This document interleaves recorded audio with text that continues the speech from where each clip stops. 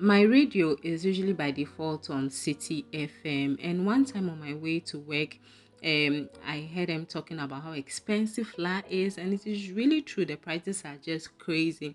And then Bernard Avler and his team, one person also stated about the fact that we can actually use cassava flour for bread. So that was what actually inspired me, to try and make cassava flour myself, and also try and incorporate it in, add it to my bread and see how it goes. So because this is the first time I was trying it, I didn't use just cassava flour. I added bread flour to it. So watch and let's see how this went. I had some milk in my fridge. I took it out because we for bread you want your ingredients to be warm to activate the gluten. Not too hot to do, because if it is too hot it will also suppress the effects of the yeast. So I put about 3 tablespoons of milk, added some sugar, and I'm adding yeast. I'm going to keep it in a warm place in the aim of proving the yeast. So this is bread flour. Usually in Ghana we use this hard spring wheat flour, which is the hard flour we usually use for bread. I use 2 cups of that, and then I'm using 1 cup of cassava flour. As I said, this was my first time, so I was really being careful as to the amount of cassava flour I'm going to add to this. So I added a cup of that. I'm adding some sugar and then some cinnamon powder. I'm grating some nutmeg, and then I'll add some salt, after which I'll just stir everything together. Bread has become very expensive. I bake a lot, but anytime I'm at ShopRite, I buy bread because I like the bread from ShopRite. Earlier this year, bread was like 6 cedis. Now, bread is 12 cedis. Same bread, oh. Anyway, we'll get back to it. So now that I've proved my yeast, this is an evidence that the yeast is very, very active. So I'll add that to my dry ingredients. I'm also adding milk. Anytime I'm trying recipe for the first time, I don't mind if the liquid is more than the flour, because I know that I can always correct it with the flour. However, I'll be leaving the exact measures I used for this recipe in my description box. So I'll go ahead and add it and then mix everything together nicely. But I don't really blame the people who are charging high now for the prices of bread, because the price of flour is also now expensive. Usually when you go to ShopRite, you notice that a lot of people, I think people actually go there to buy bread and then actually go and sell, because it was very affordable and their bread was nice. Anyway, so I'm spreading some more cassava flour. Okay, this is more cassava flour. I'm spreading that on my surface, and I'm going to use that to knead the bread. That's because the bread is, as I mentioned, I added more milk, so I'm just going to knead this. You don't need to use milk. You can use water and use milk powder, or you can even use just water if you don't want the milk. So I'll just go ahead and knead it. If the dough is really really soft, it is hard to work with it. So that's how come I have a lot of flour, to help me knead this. But then you also want to be careful. If you add too much, eventually it becomes too hard, and we want to work with a soft dough. Okay, so I needed this for about 6 to 7 minutes, and I have a version that I did that I didn't need, and I'll be sharing that later. Okay, I have videos coming up. So once I'm done kneading it to this point, we need some fat. Whenever we are baking bread, we need some fat. I'm adding some margarine. You can add butter, you can add oil. Okay, but for this recipe I usually use margarine. Okay, so I'll just go ahead and add that in.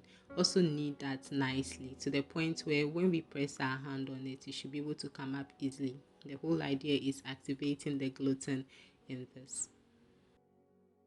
And there's another version that I did. I used equal amounts of cassava flour and equal amounts of bread flour. I'll show you the result at the end. So I'll grease my pan with some oil and then put the dough in there, just so that it does not stick into the bowl when I'm ready to use it. Okay, so once that is done, I'll cover it and keep it in a warm place. You can keep it in the microwave with the light on, or even your oven. Someone said she keeps her bread behind her fridge, because that place is warm for it to rise very fast. So yeah, about 40 minutes, here we are.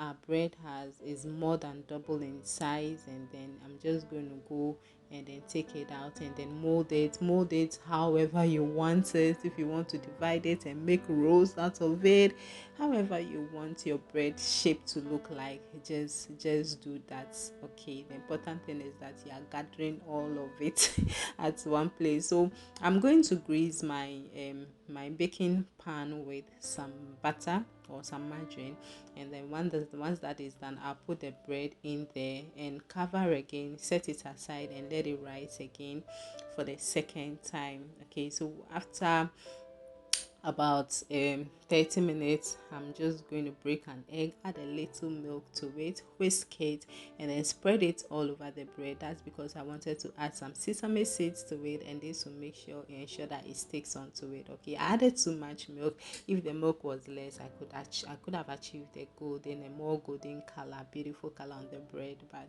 yeah, this was it, and I didn't want to waste the milk. The yeah the milk and then the egg, so I'm just adding in some more eggs, add some black pepper and some salt on the side. I'm going to fry this with some butter. I'll spread some butter in my butter or margarine any of them in my frying pan. Add some onions, some tomatoes, and then some cucumbers, and then I'll just cover this and let it do its thing. By the time bread will be ready, you have something to go with it. How cool is that? Oh, and I had some cheese in there, I forgot to mention. So I spread some cheese on top of it. This under low heat for some few minutes, and then you are good to go.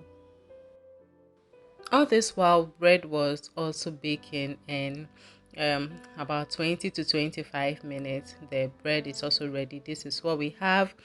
Um, it's looking all good. I was really happy with the results, and this was the first time. I was really, really pleased. Then when I was making this, I didn't let my family know that I added cassava flour because I wanted their honest opinion. So after eating the bread, I asked them like, "Oh, did you feel any difference?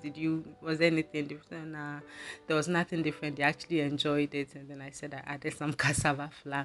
So on a different day, yes, as I mentioned earlier, there was a day I used equal proportion of cassava dough and then bread flour, and this is what we have. For that one, you could notice, what I noticed was that I could taste the cassava flour in there. When I used less cassava flour, I didn't taste anything at all.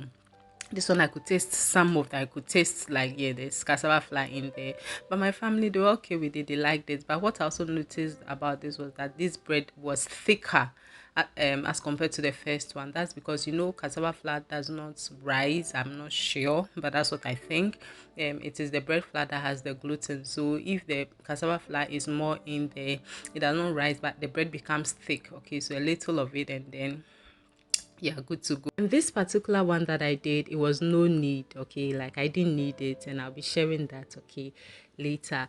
But the whole idea for this video, especially for bakers, is to save some money, as flour is very expensive. See, we have cassava, a lot of it, when it comes to Ghana, and then they are seasonal, so there are times that we can have a lot of it, and then we can keep it in our freezer and then make some cassava flour and add to our flour so that we save money. Ever since we started doing this at home, I've noticed that the frequency at which we buy flour has reduced, okay, because I am mixing the cassava flour with the bread flour and we are enjoying it. That's the whole idea. If we don't like it, that'll be a different story, but this is nice. Look at this bread. Does it even look like it has some coconut flour in there? No, but please don't go and buy coconut flour. I don't know how that will work. Please watch my my cassava flour recipe, okay, and then try it, and let's see how it goes, okay.